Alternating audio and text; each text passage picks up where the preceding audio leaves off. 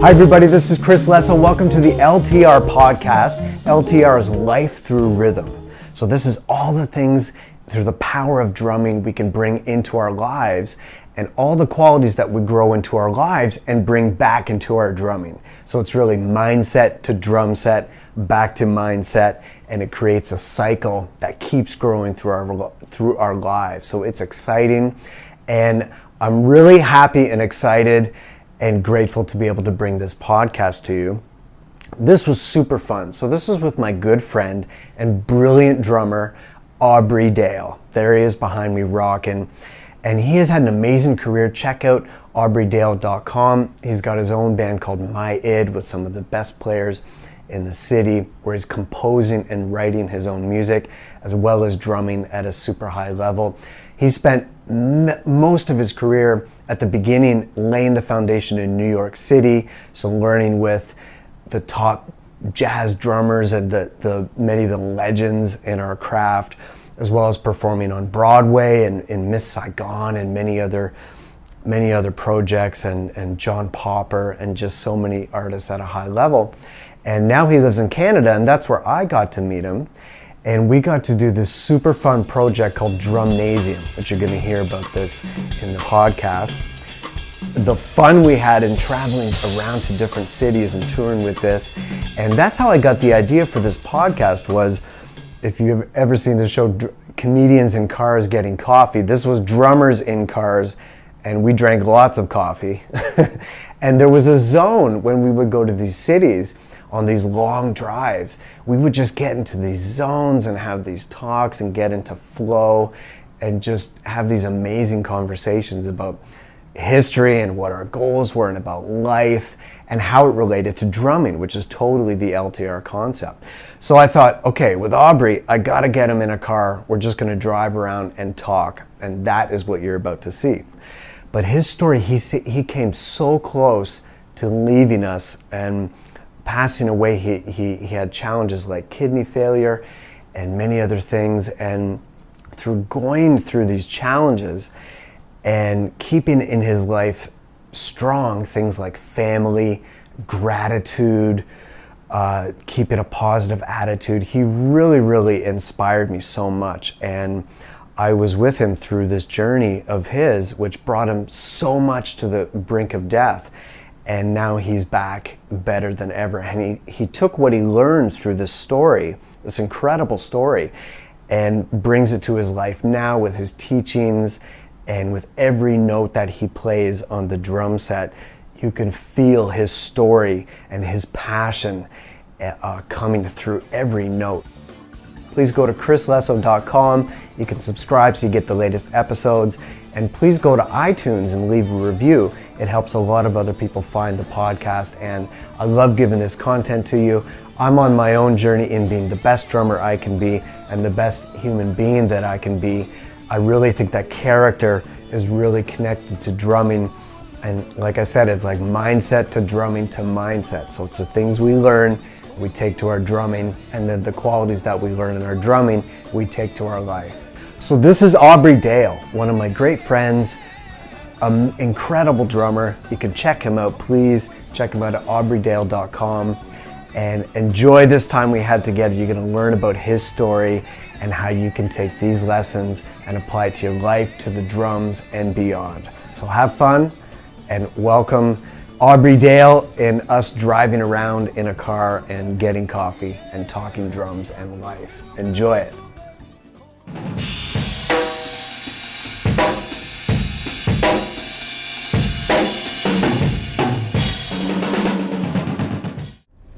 We are live. Oh, we're on? We're hitting. We're going to take people for a drive with us. Let's do this. Running errands. Running errands. Have you seen the show, Comedians in Cars Getting Coffee? Jerry Seinfeld show? Oh, you know, I've heard of it. Haven't seen. The only one I've really seen is it's really good. Is my man. I saw Michelle Obama do.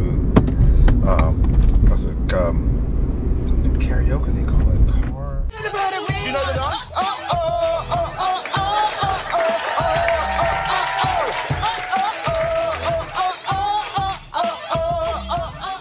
Oh, that's, yeah, same idea. Same That's kind with of idea, right? I don't know that guy's name. But it was killing. Yeah, he's had a great hit with that. Yeah. He's done Stevie Wonder and Chili Peppers and. Yeah. Missy Elliott was in the car with him. Oh yeah, I saw that one actually. She's awesome. So cool, eh, Michelle? Well, yeah. So this is like, I always had this idea, like drummers, there's a vibe when, like we've done, how many drives have we done? You know, been doing Drumnasium together, going to gigs. Yeah, a lot of miles. A lot of miles. And we've been to Montreal, Ottawa. Aubrey Dayle, Lesso. Phenomenal. Come on out, guys.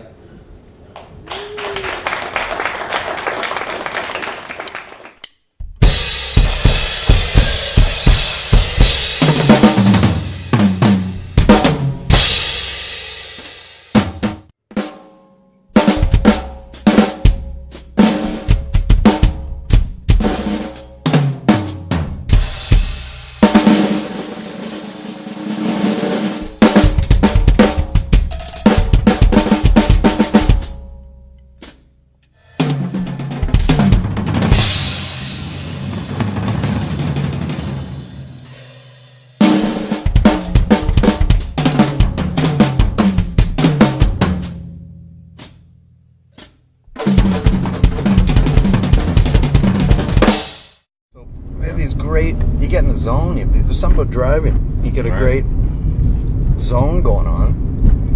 And then I saw Jerry's show, and the other guy, and I thought, I want to get one of my best friend and drummers in the car and just trap him in there.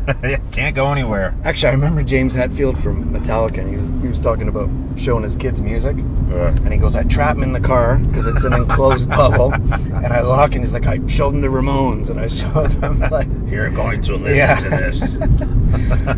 And force feed them all this, like, here's some good music. So maybe it's like that, but yeah. So this is I wanted to the vibe of this thing that I'm doing is the LTR podcast, Life Through Rhythm. That's beautiful, man. Yeah. So the things, the qualities that we have in our life, the challenges we face, and the qualities we get as people, we transfer to our art and what we do, our craft, and then the qualities that we get in that transfer to our life. So, knowing you all this time has really taught me about, I'll say, immediacy and gratitude, and among many, many other things, from what you've been through. Oh, right. And the drama. Your story, which I have witnessed on being from far a little bit. And I remember Jim Blackley saying, My man. Exactly. Oh, just passed away. And, and he said, if you don't have your health, you have nothing. Sure. And I used to have a piano teacher, and his name was Brian Rudolph. And he had an autoimmune challenge. Oh, wow. And and he professional piano player and teacher. Right. And he said his fingers started to go slightly numb. He's like, man, that's weird. I know the feeling. Yeah, and it kind of traveled, and then it went into his legs, and it got so extreme that he slowly, like the autoimmune thing was his nerves were distancing from his brain. Yeah. And he ended up in a wheelchair. Oh, man. And sometimes people are permanently there, and other times people can bounce. Can recover. But he had said, Chris, now, and he had to relearn to walk and go through the physiotherapy and stuff. Okay, so it was really bad. It was really bad. And he says, now, Chris, he says, a walk through the forest. It's a gorgeous thing. Is a miracle. Sure. Yeah, it's beautiful. And so I think maybe I'd love for you to share a bit of your story, because I remember you when you had to hook yourself up to a dialysis machine, and just people drink a glass of water and then they pee. Yeah. And I remember you saying, man, like I there's no peeing. You have the there's no peeing. So I think you have, because you had a kid. Well, I don't want to share your story before I start. I mean, I think what you're getting at is being able to somehow rise above the reality of your existence when you need to. And we're all capable of it. We often feel like we can't. But when you need to, it's amazing what you can accomplish. And I also would say it's really important to appreciate the support systems around you, of which you were a major one. You never knew this. You also never knew how sick I was when I was really sick. For those of you who are following you who aren't aware of, whoa, buddy, man, yeah, you gotta see how he is? You know what? It's not yourself as a driver sometimes, it's all the other people on the road. What's happening around you? So remember, be aware, be present of your surroundings, because you never know who's going to cut you off. Anyways, we're still in one piece. We're It's good. all good. So anyways, yeah, it was, as Chris said before, we spent a lot of hours in the car. Can you share a bit of that story?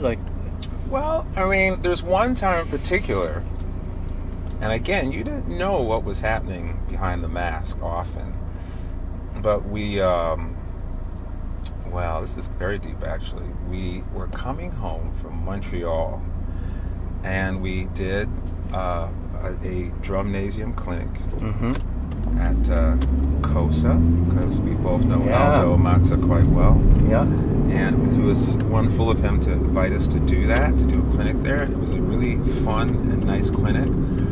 But I was really sick, much sicker than Chris knew, and I was staying at my parents, and I didn't want them to worry, so I put on an extremely brave face. But I didn't actually know. Yeah, I really shouldn't have gone anywhere that weekend. I should have been at home. That clinic was like over 2 hours we did. Yeah, it was a 2-hour clinic, moving. You crushed it. And we're moving gear, and it was very stressful for me internally. And we're driving, and we're coming home from, so the first thing that happened, we're coming home, and we just crossed the Quebec-Ontario border, and sure enough, did we not get pulled over by the cops? Oh. And ladies and gentlemen, Remember that. in case you're wondering, there is such thing as driving while black with white. Woo! Did not get a ticket, but there we were at the side of the road nonetheless, drums in the back. So that stressed me out, and I was already feeling terrible. So we got through that. That was, for me, a common experience, not so common for Chris, but off we went, and so I felt really, it shakes you. You feel humiliated, you feel down, and then my sickness, I really felt it. And I was kind of complaining like, my playing really sucks. And I started to really get on my playing, and how I was comparing myself to other drummers, how they were so special. And you said one thing, it's like, man, first of all, even if you're feeling horrible, never tell people that. You don't remember this. Never tell people that. And secondly, you're as amazing as all those guys that you've mentioned. You're just different. Definitely. And I got see what you don't even know when you say things sometimes. I don't remember saying. Yeah, I know you don't. But that was years ago, ladies and gentlemen. That was easily 6, 7, 8 years ago or more. And it was just like ping, and that was, it strengthened me, and I can almost feel like a burst of energy. I felt better. I was ignoring my sickness again, and from then on, it was one more tool I had to move forward. It was one more thing I could grab onto to just remember that. That was good. That's a pearl of wisdom to always hang on to.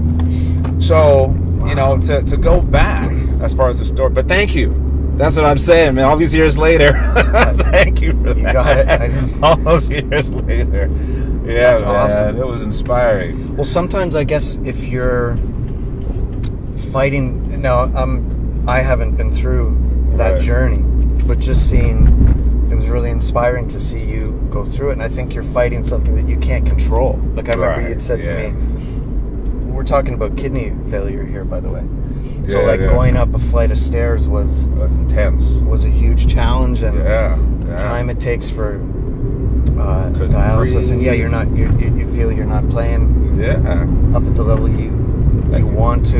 You can't get your ideas across, and you feel vulnerable. But just to backtrack, because Chris wanted me to tell the full story, which I will, or a lot of it, somewhat abridged.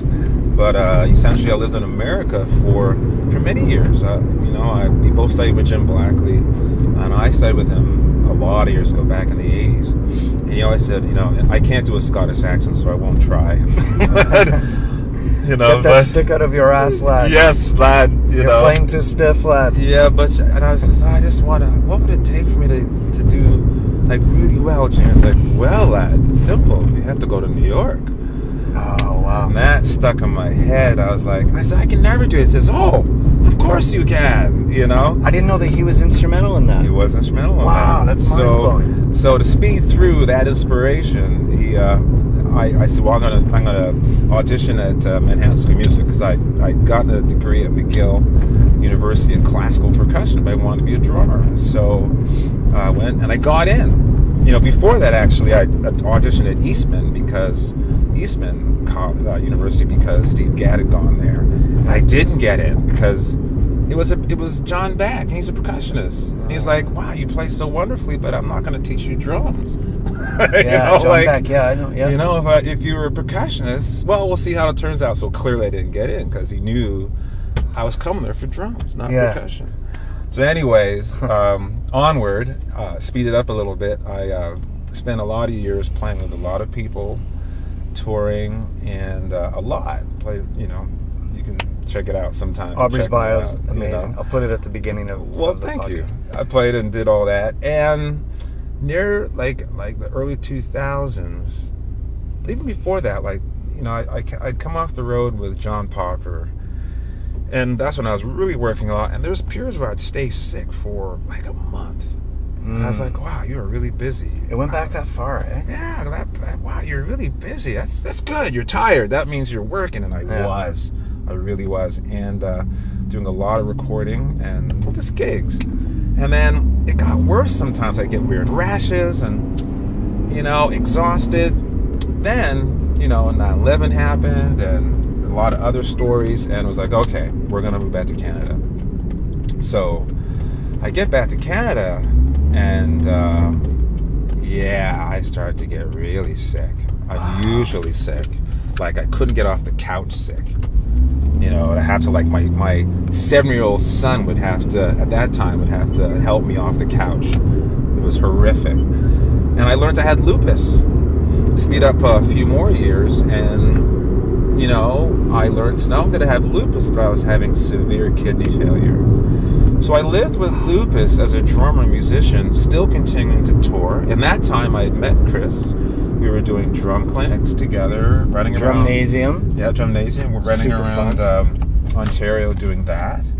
I also was still playing abroad. In fact, I remember one gig in Poland with Vernon Reid and James Blood Ulmer. Mm-hmm. It was a big blues festival in front of about 8,000, 9,000 people. It's an arena, and we get off stage and we launch into the first tune, and it's a real hard hitting tune, and all of a sudden I felt the world going away.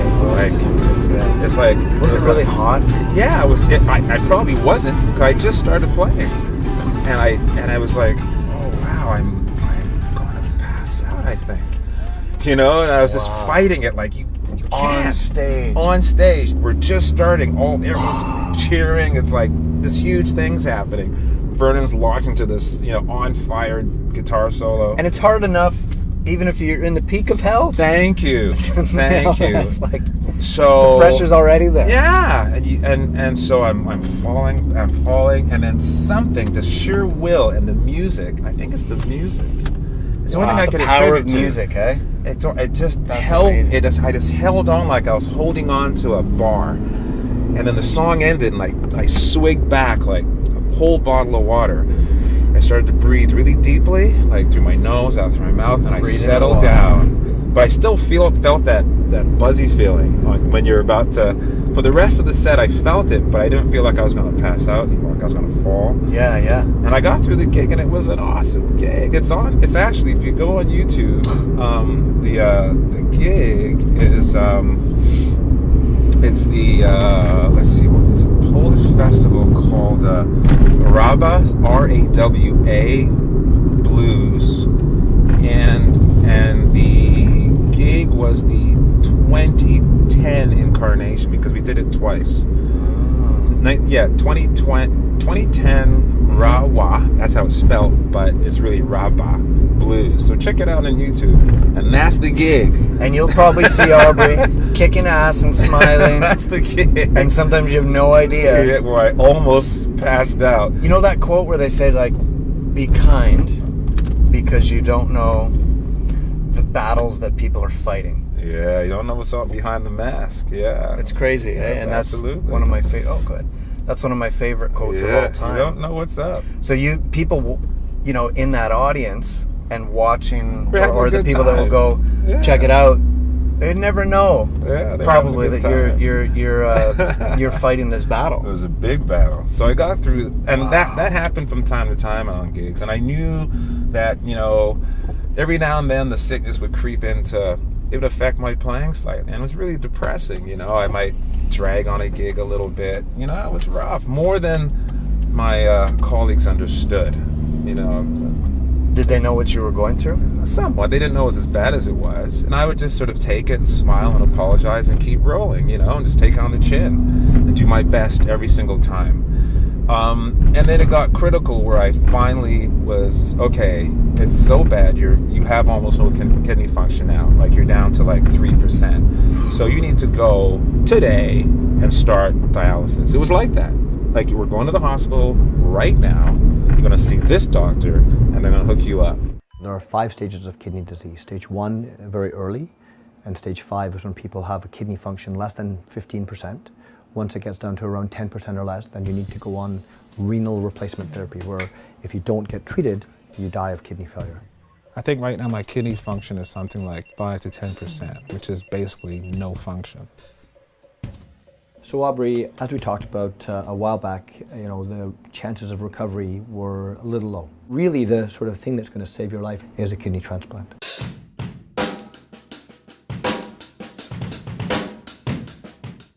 So for all those who have not been on Yeah. hemodialysis, they basically stick a catheter right over your collarbone and down into your like, I guess it's your aorta, and it's going to now drain blood and feed blood back to you. That's one of the types of hemodialysis. And you go in 3 days a week, 4 hours at a time, and it wipes you out.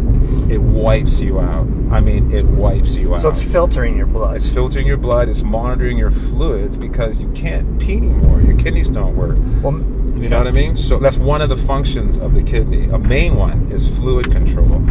So you stop peeing, or you pee very little. So they have to pull fluid off of you that normally your kidneys would do.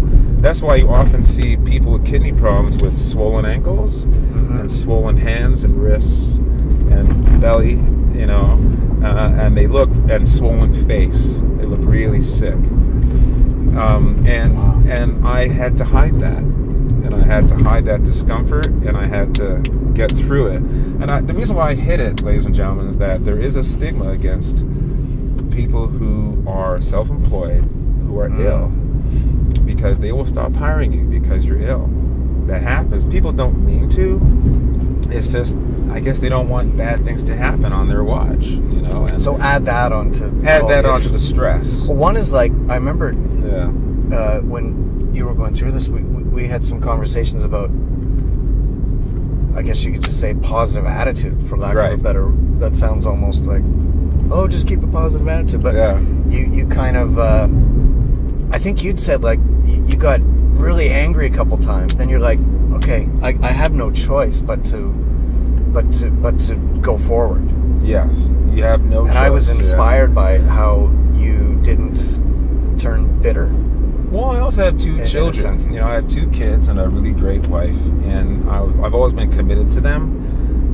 Was that a big why of what drove you? Yeah. And fuel? Well, like, there's bigger than yourself. There's the music, and there's my love for playing and expressing myself, and for making people happy.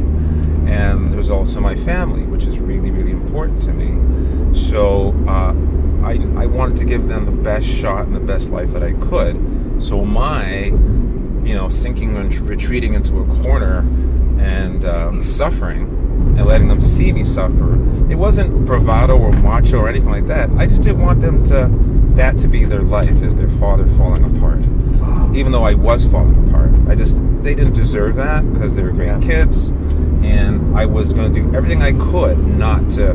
Sometimes, unfortunately, it was so bad, and I was in so much discomfort and pain that, oh wow, I'm sorry, but this is where we are.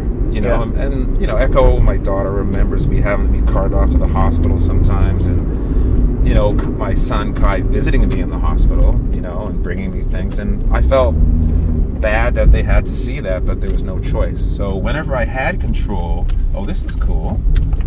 Yeah, we're going. This guy thinks we're visiting him. Nice. He's honking. Hey. He's like.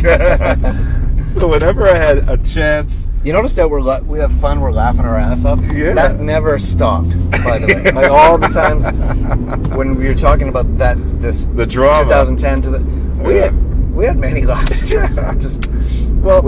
You never stopped laughing. No. Well, what I was going to add to that, aside from that being the why, but to your point, I always tried to put myself around positive, energetic people. Yeah. And you probably found it so crucial at that time. I would imagine. For instance, a good friend of mine, Dave, and yours, Dave Patel. I used to do a project with him too, and he's also like just people who ooze positivity, who just they love life, even though it's hard to live. They love drumming and music and people and meeting new people and different cultures, and that's one thing you're so excited about. Oh wow, you got this Indian drumming, check out. Yeah. And that woke me up as well. It's like, oh yeah, that's right. This is why I do this. Yeah. This is why I love this. And that's awesome. And you are younger than me, and that was invigorating. So you're, to be honest, you are 12 almost 13 years younger than me, and that's great.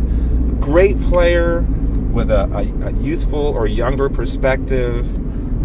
Still hitting the scene, really hitting like at a really high level, and I could bounce musical ideas off you, and you give me a fresh outlook on it. Well, that's what Miles did. Exactly.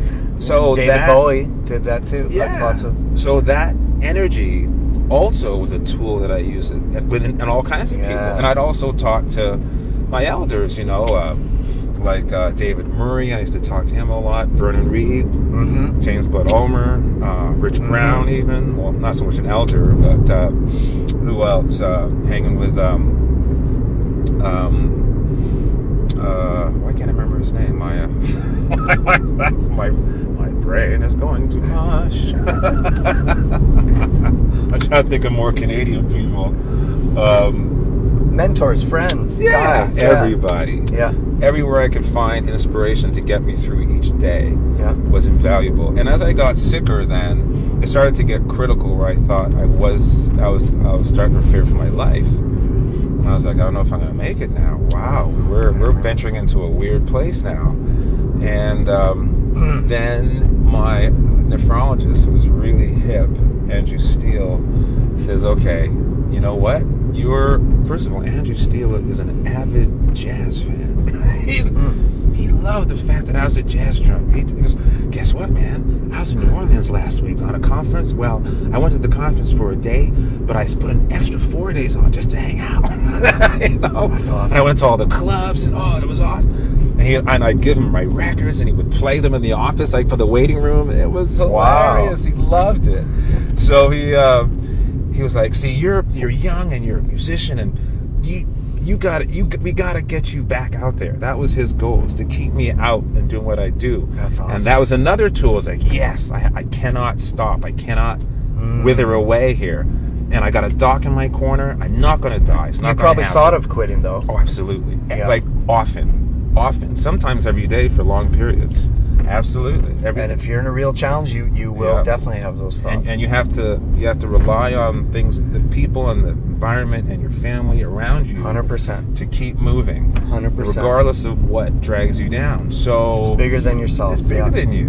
And no one is an island of one. No. Nobody. No one does it alone. No. It's always a team effort. Yeah. Everyone's life has a team. You can't name one person that's done it alone. Absolutely. Yeah. So he says, well, we're going to put you, he had me on dialysis, and he says, no, we're going to put you on dialysis, we're going to put you on peritoneal dialysis.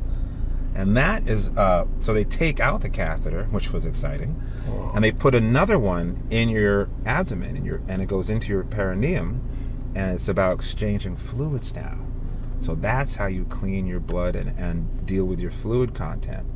It's not quite as efficient as hemo, but you can travel. Like I did gigs in Los Angeles and New York, and they had a system where you get the bags in various cities. They send it to the hotel. I was determined. I was traveling with a portable kidney machine. It was a trip. If any of you are interested in Canada, at least, you can't get it outside of Canada. If you're in Canada and you go to, if you Google Stay Aubrey. Yeah. Omni. This is a great doc. Stay Aubrey Omni. Google that, and the documentary should come up. Aubrey, S-T-A-Y, A-U-B-R-E-Y, Omni, O-M-N-I. It's an amazing story. We're not going to get into that, but if you there's so many. There's a lot to it. Such a big journey. Yeah, but if you Google and check that out, it'll give you an idea of a lot of what Chris and I are talking about and what I was going through while keeping out there. So the coming near the end of the story, my wife Julie, who I've been married to for 30 years this year, ladies and gentlemen. Hello. Yeah, she goes, wow, you're still here. Phenomenal. Like, why are you still here? What's wrong with you? No, she's amazing. And it turns out that she was compatible physiologically to donate me her kidney.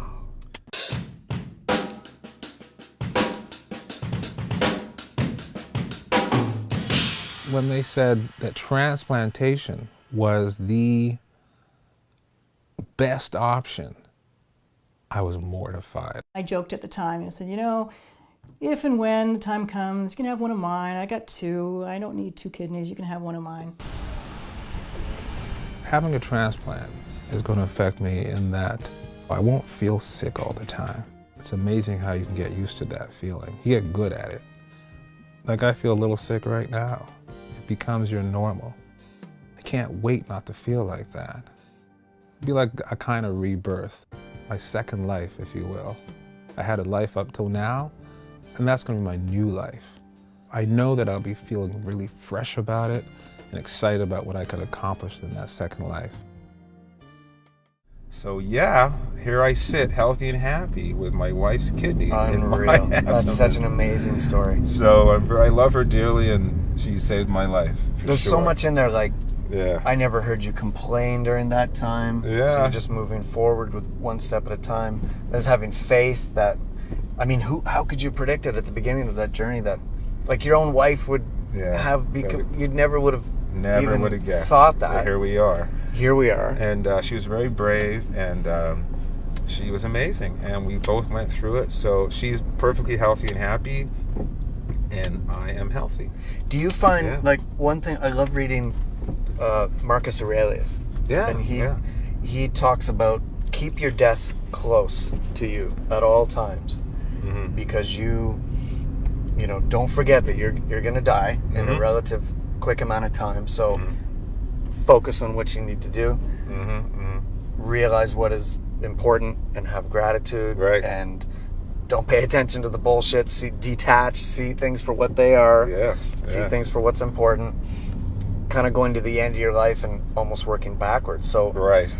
But in day-to-day life, it's so easy for us to forget that. Now, do you feel, since you've had this journey, do you have a bigger sense of gratitude and what's really important in life? Yeah, I definitely, to be honest, when I was really ill too, I couldn't help but have the why me syndrome when the quiet of night on my own in a hotel room somewhere in pain or inflamed. For sure. I'm in Serbia and I'm like, I think I might die here. I had nights like that, like you're far away from home and you feel awful. And I felt, why me? And I fought that. And one thing with recovery is I never want to ever think like that again. Wow. And I want to appreciate here I am with one of my best friends in the world. Now that you know what that feels like. Yeah, and it's just a miracle. It's just a really joyous and fun happening thing. you know, I stopped. I don't even drink or do anything recreationally because it sounds corny, but honestly, being alive and appreciating every day, the good and bad of it, is way more exciting. That's awesome. And way feeling more fun. Alive and clean and focused. And I mean, again, like, I have no problem with anyone who does whatever. That's not the issue. I'm not trying to convert anybody. I'm not trying to be your mom or dad or anything. It's just like every day. It's another great day. Yeah. Hey, it's raining out. Yeah. Wow, today we had a snowstorm. I fucking love that. You know, That's awesome. Boy, it's windy. Feel the wind. Oh shit. That's what I'm talking about. I love that. I love so Look how inspired dark by the that. clouds are. Yeah. And you know, I'm here with my good friend Chris, and we're driving around like Niagara. That's being present. It's awesome. We're gonna pause it right here. Actually, we're at the coffee shop. We're on errands, ladies We're and gonna gentlemen. get coffee. Coffee. This is drummers in cars getting coffee, right? So we're gonna pause it. Nice. Well, we are back. Yeah. One thing is what I love about like say, life through rhythm. Life is like the little things we do every day, the rhythms that we have, the thoughts we think, the words we speak, the little actions that we do. But rhythm also is drumming, and the power that drumming has, and it's awesome. And obviously, we're both in love with Insane about drumming, and we're insane and obsessed with it. So how did these challenges and experiences translate to your drumming? Because one thing I remember, you remember that story Jim Blackley told, like with Elvin Jones, and he headbutted the saxophone player in his band because, and he's like, that's the feeling of a truck hitting you after this gig. Yeah. And I want you to play like it's your last night on earth ever. Like, again, keeping your death close, right? Like if Sure. Yeah, so was there did it do anything for your drumming, like in any kind of immediacy or? Well, that's interesting you mentioned that. And you've probably felt this from the playing you've done, man, is that, well, first of all, I noticed this when I started to play with what I consider high-level musicians. You know, the first gig I remember was with this African master, Ganawa, and from Morocco, North Africa. He plays the Santir, spelled Sintir. It's sort of a 3-string bass, and his name is Hassan Hadmoun. Oh, you showed me that CD. That's wicked. That's on Peter Gabriel's. That's label. right. And we were, lucky enough to open up for Peter and be part of WOMAD and Woodstock, right? Yeah, I played Woodstock '94, which is probably on YouTube. It is. Yeah, you'll find that, and it was awesome. But Hassan was one of the first really high-level musicians that I played with. And he was not just a great musician, but an acrobat as well. At the time when he was younger, so we're playing the gig, and the thing is slamming, and getting to that energy you're talking about, we're kind of climbing up to it. And it's very hard to put that energy and with rhythm and music, it all kind of comes together. And a flow, like we talked about earlier today, man. Mm-hmm. This flow, this zone that you reach, that is, again, very difficult to put into English or any other language. Mm-hmm. Mm-hmm. But it is something that people recognize once you're there. Yep. And we were climbing up to it, and I just met Hassan, and I could feel this sensation that it's like, the best I can describe is like nothing can go wrong. Nothing can go wrong, flow. And you're somewhat out of your body, and you're almost you're almost part of the audience for a moment, but you're not, because you're at work. You're locked into the groove and making it happen, but you kind of leave this notion of making it happen, and you're part of something happening. Mm-hmm. And right at that moment, I'm on a like a 3-foot riser, 4-foot riser. So the drums in, so my head is probably at about 8 feet, maybe 9 feet, but where my eyes are above the stage. And all of a sudden, all I see is Hassan turn to me, and he jumps up in a split, playing, and then looks at me with this big grin on his face. We looked directly in the eyes, and I was like, that's it. It's like ping. On drums, all the way from Jamaica, Aubrey Dayle.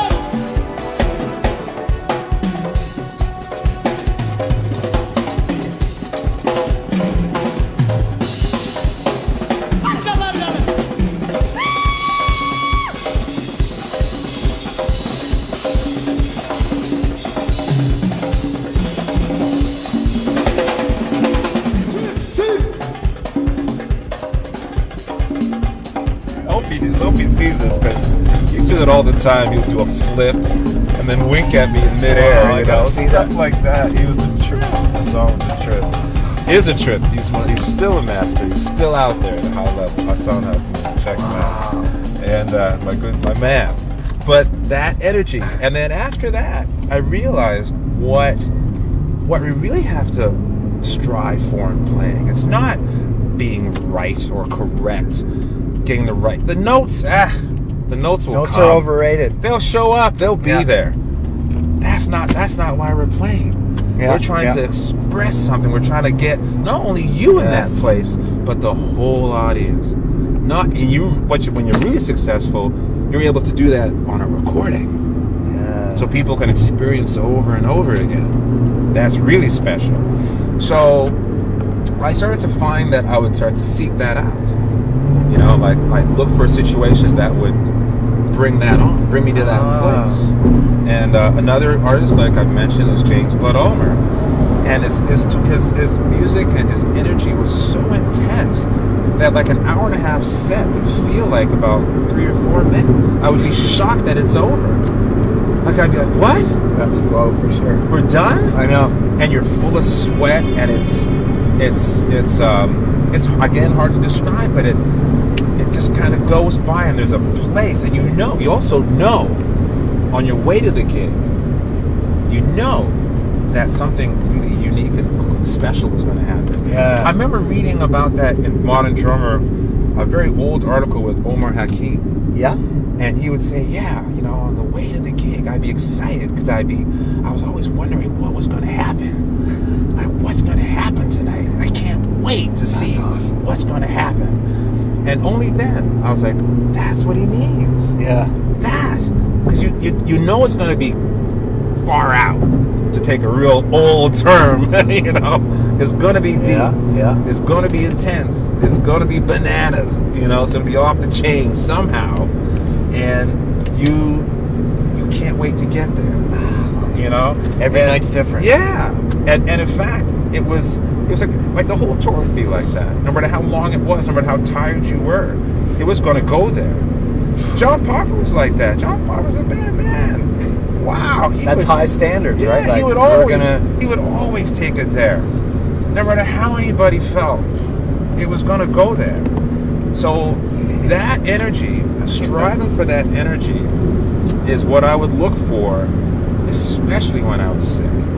I had to sort of crawl out of a mist sometimes, or out of a hole sometimes, and sometimes I had to hang on to it like it was a bar. Like I had to pull myself to get there. But once I'm there, it didn't seem to matter how awful I felt or how stiff my fingers are. Sometimes I would get a clawed hand. You never knew this. You know, sometimes my fingers would claw up. I don't know if you ever noticed me shake my hands out on the gigs.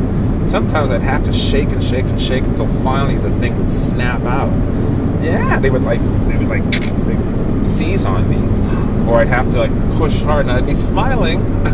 Meanwhile, you were fighting because I couldn't really grab the stick right. But as soon as you launch in, all that, it's hard to explain, but it kind of seems to go away, and you're just at that point reaching for that zone, for that place. So you had to fight for that. Yeah, you had. It didn't just come anymore. Right. You had to work for it. So you didn't take it for granted. No, but then you leaned on it. You depend on it. You know, you lean on it, and you just have faith that you will be able to maintain it and get to the end of the gig. The gigs didn't go by in 5 minutes anymore.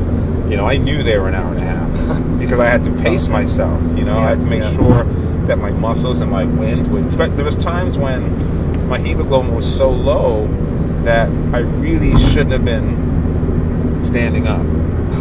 I don't know. Just to give you an idea, most people's hemoglobin, I believe, is in the 140, 160 range. I'm not sure what the unit measurement is, but it's something like, let's say that. I might be wrong. Doctors out there, you'll have an idea. It's up in there, but mine was 60. Hemoglobin, that's what's moving the... That's what helps you to the oxygenate red blood cells. Yeah, Okay. it helps to oxygenate your body.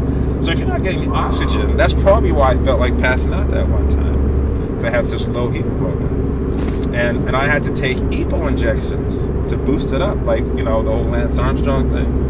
One of the drugs he took was EPO. So if you can oxygenate more and you're healthy, the people are... That's like sheer willpower. Let's see, the girls are texting. Hold on. I got sunglasses on, no glasses.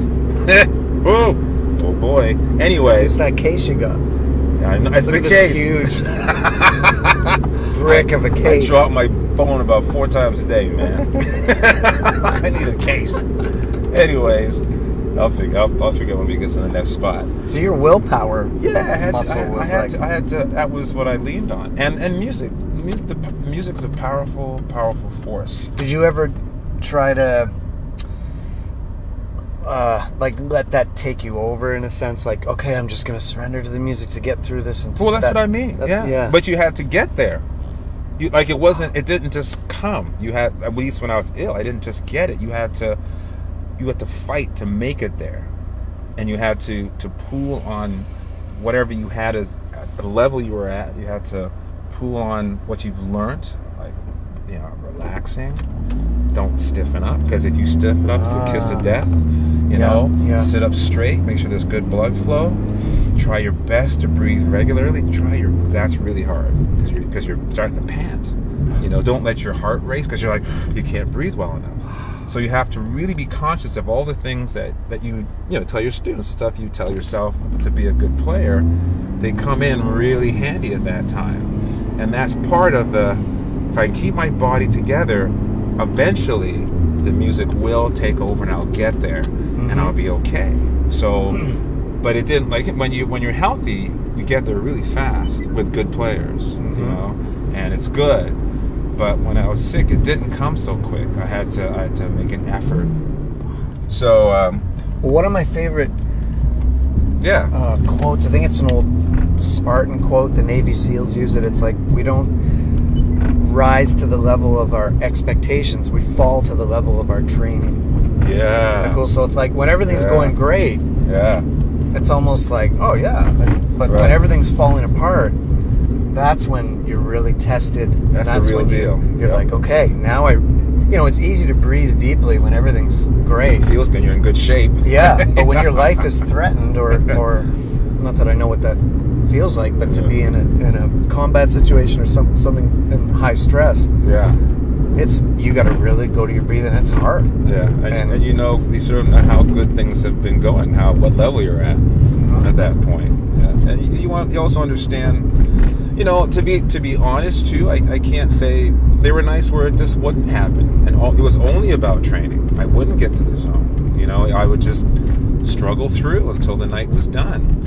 Sometimes on really, really good gigs too, with great players, and I was like, well, that was hard.